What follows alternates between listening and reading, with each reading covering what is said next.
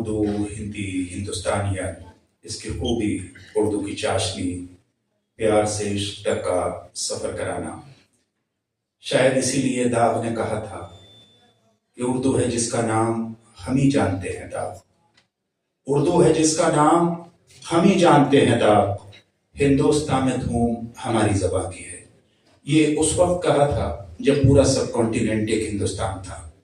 अब हम इसके मिसरे सानी में यकीनन परिवर्तन कर सकते हैं कि उर्दू है जिसका नाम हम ही जानते हैं दाग, सारे जहां में धूम हमारी ज़बां की है।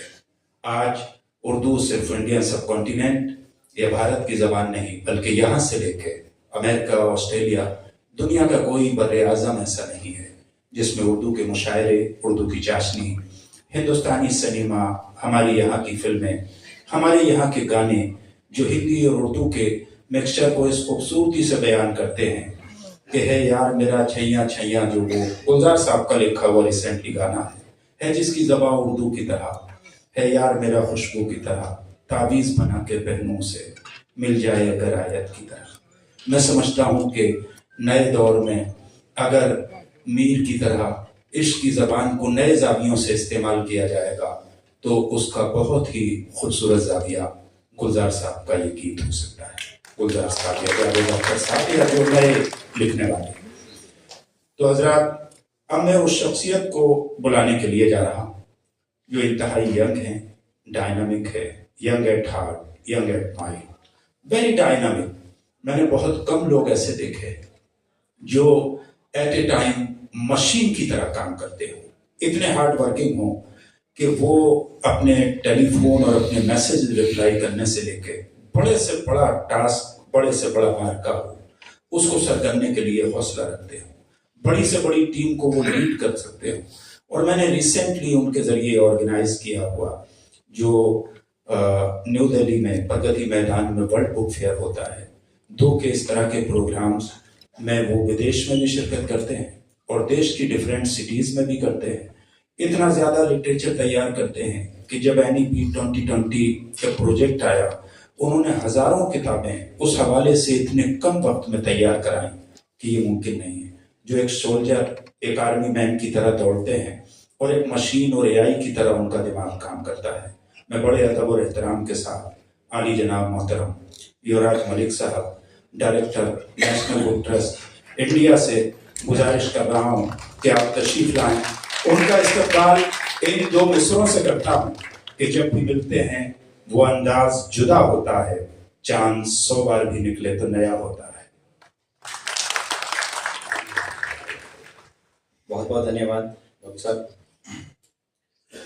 मंच पर आसीन आज के इस खूबसूरत कार्यक्रम के मुख्य अतिथि परम आदरणीय पद्म भूषण श्री राम बहादुर राय जी, आदरणीय श्री दिनेश कुमार जी, हमारे मंत्रालय में डिप्टी सेक्रेटरी सुमन दीक्षित जी, प्रोफेसर हसनैन, NCPL के डायनेमिक डायरेक्टर, मेरे सहयोगी मित्र डॉक्टर शमश इकबाल, खुसर फाउंडेशन के मुख्य संयोजक, उसकी backbone doctor Hafizur Rahman, all the delegates who are representing it here, भाई और बहनों, सबसे पहले तो मैं शम्स साहब को बहुत बहुत बधाई देता हूं कि उन्होंने बहुत खूबसूरत दिन चुना है, इंटरनेशनल मदर लैंग्वेज डे।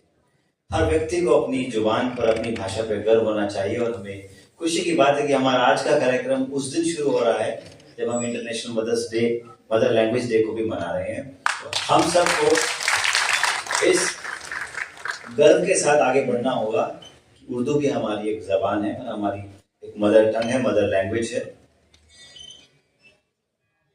बहुत सी चीजें हैं जो आज चर्चा हो सकती है। किसी भी दुनिया का अगर आप इतिहास उठा के देखेंगे, किसी भी सभ्यता का, भारत को लोग देश कहते हैं। भारत एक देश नहीं है, भारत एक सिविलाइजेशन है, सभ्यता है। इस मूल अंतर को जब हम समझ लेंगे तो हमें हमारा मैंडेट भी समझ में आएगा, हमें हमारे एथिक्स भी समझ में आएंगे, हमें हमारा रोल भी समझ में आएगा और हमें क्या करना है, उसके स्टेप्स क्या, वो भी समझ में आएंगे। कैनवस बड़ा होगा तभी हम सबको साथ लेकर, सबके विश्वास के साथ एक ऐसी परिकल्पना जो आज का जो टॉपिक है उसको पूरा कर पाएंगे। तीन शब्द हमें बहुत जहन में रखने होंगे: स्वधर्म, स्वराज और स्वभाषा। इन तीनों में से अगर आप एक भी शब्द को अपने जीवन से हटा देंगे तो आपका गौरव, अभिमान, आपकी सेल्फ रिस्पेक्ट, आपकी आइडेंटिटी वहीं क्षीण होनी शुरू हो जाएगी। भाषा उसमें एक बहुत महत्वपूर्ण कड़ी है। ये भाषा का माध्यम है जो व्यक्ति को व्यक्ति से जोड़ती है, इंसान को इंसान से जोड़ती है। जब आपने टॉपिक का चुनाव किया कि विकसित भारत का विजन और उर्दू का मिशन, तो एक बात तो मेरे जहन में आई कि ये है क्या, विकसित भारत का विजन क्या है। जरा बारीकी में सोचिए, क्या ये जीडीपी है? हो सकता है एक पैमाना।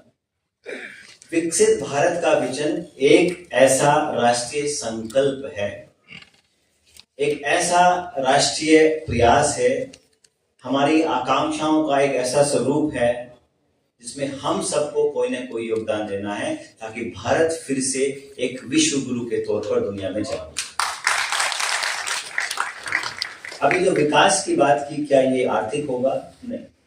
It is not only the economic development that we are talking as a nation. We are talking about intellectual development, social development, cultural development, and most importantly, the linguistic development.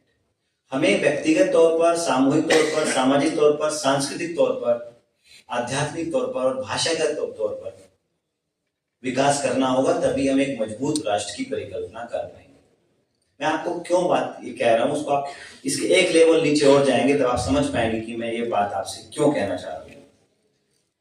2047 में जब 100 साल देश के होंगे आजादी के, तो हमारा इतिहास लिखा जाएगा, क्योंकि आज हम वर्तमान हैं और 20, 25, 30 साल बाद हम इतिहास होंगे। लेकिन जब हमारा इतिहास लिखा जाएगा, जिस प्रकार हमने अपने दादा परदादा से पूछा था कि जब देश की लड़ाई लड़ी गई तो आप कहां थे, आप क्या कर रहे थे, आपका देश की आजादी में क्या योगदान है? यही सवाल मेरी पीढ़ी मुझसे पूछने वाली है कि जब देश विकसित भारत की परिकल्पना पे खड़ा है, आज 100 साल है, आपने देश को क्या दिया? राष्ट्र निर्माण में आपकी क्या भूमिका है?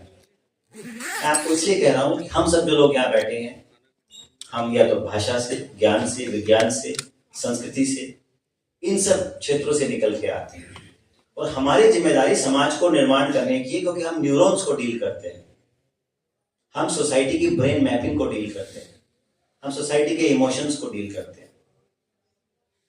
100 साल के इतिहास पे जब लिखा जाएगा तो हमारा क्या जवाब होगा वो सब आप जानते हैं। मैं आपसे जवाब नहीं चाहता, मैं आपको उस सवाल के बारे में आगाह करना चाहता हूं जो आने वाली पीढ़ी हमसे पूछेगी। इससे बेहतर है कि हम आज जागे और उसकी काम की तैयारी आज से शुरू करें। ये विकसित भारत यही एक संकल्प है। एक छोटी सी बात और मेरे जहन में आई जो मैं सोच रहा था कि भाषा को लेकर बहुत बारीक फर्क है, इसको समझिएगा। हर भाषा की एक संस्कृति होती है और हर संस्कृति की एक भाषा होती है। दोनों को आप कभी अलग नहीं कर सकते। अगर आप अलग करने का प्रयास करेंगे तो भाषा भी टूट जाएगी और संस्कृति भी टूट जाएगी। तो यही कुछ मुल्कों के साथ हुआ, जिन्होंने भाषा और संस्कृति को अलग करने का प्रयास किया। भाषा वही रही, मुल्क टूट गए। यही सोच आदरणीय राय साहब की किताब है अनसुनी कहानी संविधान की, उसको आप जरूर पढ़िए।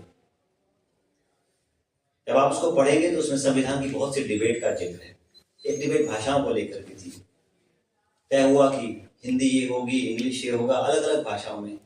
लेकिन भारत की भाषाई विविधता इतनी बड़ी है, हमारा मल्टीलिंग्विज्म का फैब्रिक बैंडविड्थ इतना बड़ा है, हमने तय किया कि हम शेड्यूल 8 में एक नहीं, हम 22 भाषाएं लेंगे।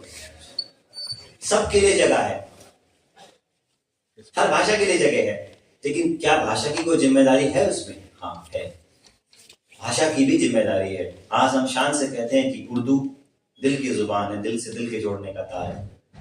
उर्दू शायरों की भाषा है। उर्दू का मतलब है अदब, उर्दू का मतलब है सांस्कृतिक आदान प्रदान। तो क्या हम अपनी विरासत को एक लिटरेरी डिस्कोर्स तक ही सीमित रखेंगे, लिटरेरी जॉनर्स में ही जाएंगे?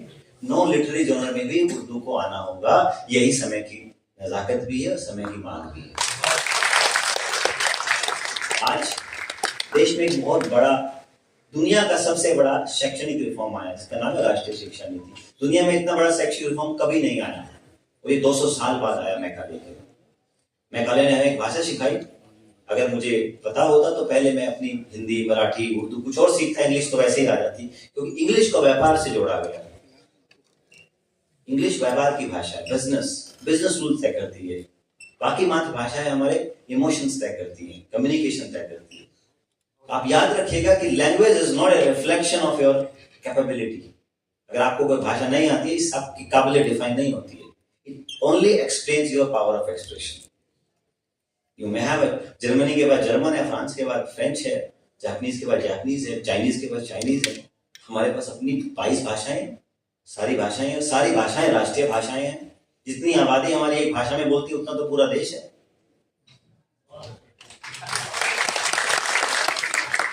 जब आक्रांताएं किसी देश में आते हैं, कॉलोनियल पावर्स जब आती हैं, तो 3 चीज देके जाती हैं मुख्य तौर पर। पहला, अपना भोजन।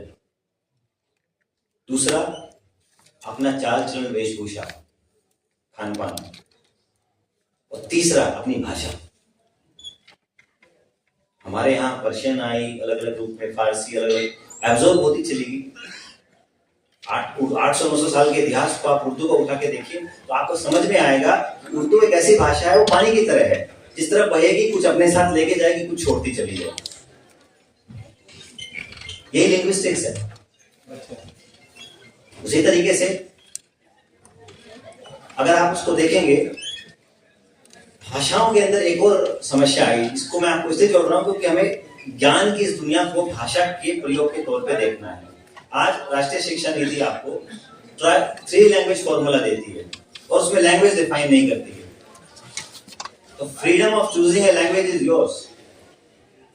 जो नया कंटेक्स्ट, नया करिकुलम, नया सिलेबस आने वाला, वो सब भारतीय भाषा में आने वाला, ताकि दूर कोने में यूपी के रहने वाला एक बच्चा, आंध्र बंगाल में रहने वाला बच्चा अपने आप को हेल्पलेस फील ना करे, वो सशक्त महसूस करे कि जिस भाषा में मुझे आती है, मैं उस भाषा में भी आगे बढ़ सकता हूँ।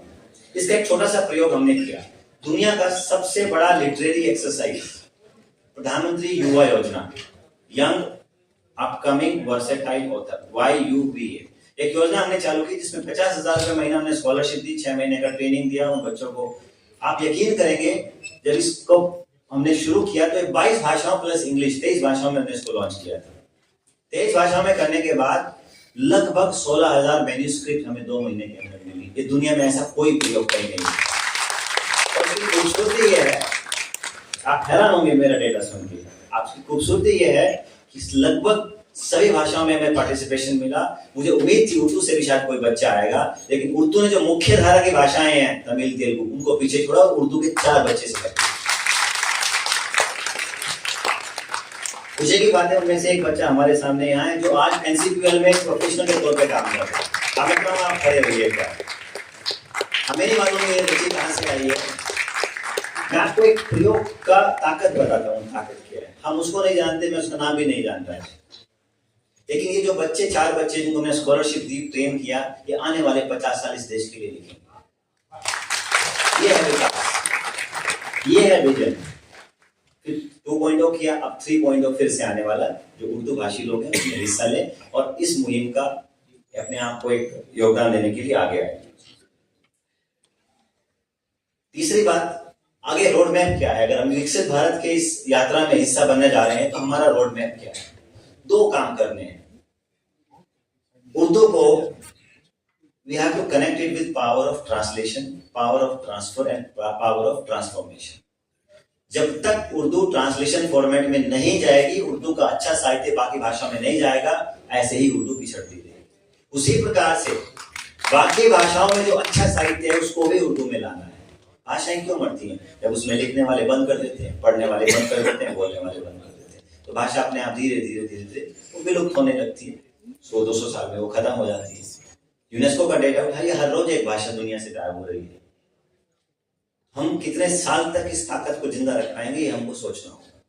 इसलिए पावर ऑफ ट्रांसलेशन, उर्दू भाषा में अच्छे ट्रांसलेटर्स की आवश्यकता है, ताकि जो अच्छा राष्ट्रीय साहित्य है वो बाकी भाषाओं में जाए। उसकी पहल के लिए मैं खुसरो फाउंडेशन, जिसको डॉक्टर रहमान साहब चला रहे हैं, उसको बहुत बहुत बधाई देता हूँ कि उन्होंने बहुत अच्छा साहित्य जो उर्दू का था लेकिन भारतीय भाषाओं में हमारे पास नहीं था, मैंने भी नहीं पढ़ा था, मैंने भी इनके ट्रांसलेशन वर्क को पढ़ा। इस प्रकार के जो प्रयास हैं वो बड़े स्तर पे होने चाहिए, और वो सब जिम्मेदारी आपकी है। वो जो 100 साल बाद सवाल आपसे पूछा जाएगा उसका जवाब यही है कि आज आप अच्छा साहित्य तैयार करें, क्योंकि जो आपके हाथ में जो गैजेट है इसकी शेल्फ लाइफ है 2 सेकंड 3 सेकंड।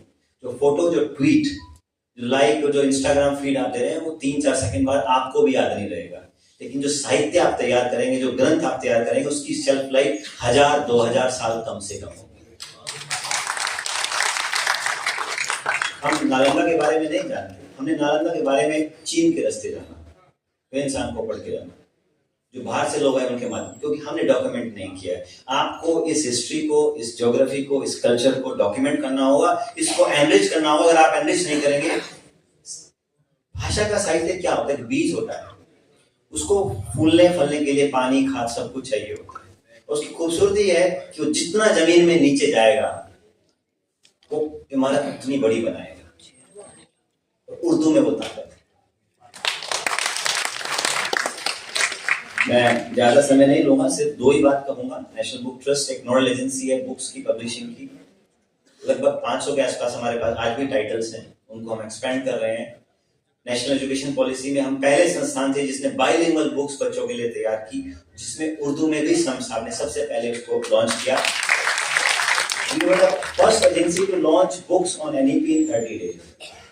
30 दिन के अंदर हमने, और उसमें उर्दू भी एक भाषा थी। आपको 2 स्टेप आगे चलना होगा। जो विशेष बात मैं आपसे कहना चाहता हूँ, अभी कुछ दिन पहले हमने और NCPL ने सहयोग किया और श्रीनगर में पहली बार एक पुस्तक मेले का आयोजन किया, चिनार पुस्तक महोत्सव। उसमें से शायद काफी लोगों को उसके बारे में पता होगा। आप इतिहास उठा के देखिए, पिछले 300 साल में इतना बड़ा एकेडमिक डिस्कोर्स जम्मू कश्मीर के इतिहास में देखने को नहीं मिलता। एक नहीं, 300 साल की बात कर रहा हूं। तो कैसे संभव हुआ? आप सबके कंधों पे संभव हुआ। वो लेखक, वो प्रकाशक जो वहां हमारे साथ गए, जिन्होंने हिस्सा लिया, 250 से ज्यादा वहां स्टॉल्स लगी। और चिनार बुक फेस्टिवल की सक्सेस ये थी कि हमने एक माइंडसेट को तोड़ा। प्रॉब्लम माइंड में नहीं है, प्रॉब्लम माइंडसेट में है। हमने ये तय कर दिया है माइंडसेट से, एक नैरेटिव के तहत, कि भाषा रिलीजन की होती है, नहीं, भाषा रीजन की होती है। तो इस माइंडसेट को तोड़ने का काम चिनार फेस्टिवल ने किया कि वो रीजन है। हम नीचे जाएंगे, औरंगाबाद जाएंगे, हम कर्नाटक जाएंगे, हम केरल जाएंगे, हम वेस्ट बंगाल जाएंगे, हाँ रीजन है। तो क्या बाकी लोग उर्दू नहीं बोलते? रीजन उर्दू बोलता है, रिलीजन नहीं। इस बात को हमें ध्यान में लेना है, आने वाली पीढ़ी को बताना है। ज्यादा समय नहीं लूंगा, मैंने अपनी बात ज्यादा ले ली। एक नया विषय है एआई का। आपको उर्दू नहीं आती, मुझे भी नहीं आती, मैं क्षमा चाहूंगा, मैं अपनी बात नहीं रख पाया। लेकिन एआई आपको ताकत देती है कि आप स्कैन करिए तो जो उर्दू में लिखा है आप उसको पढ़ सकते हैं।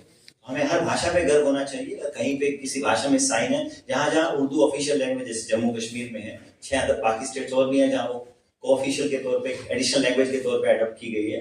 तो जहां जहां अच्छी लगी है, और कुछ नहीं कर सकते, तो अपने बच्चे को अगर हम एक शब्द रोज सिखाएं, द पावर ऑफ 1, एक शब्द उर्दू का, साल में 365 शब्द आप सिखाएं।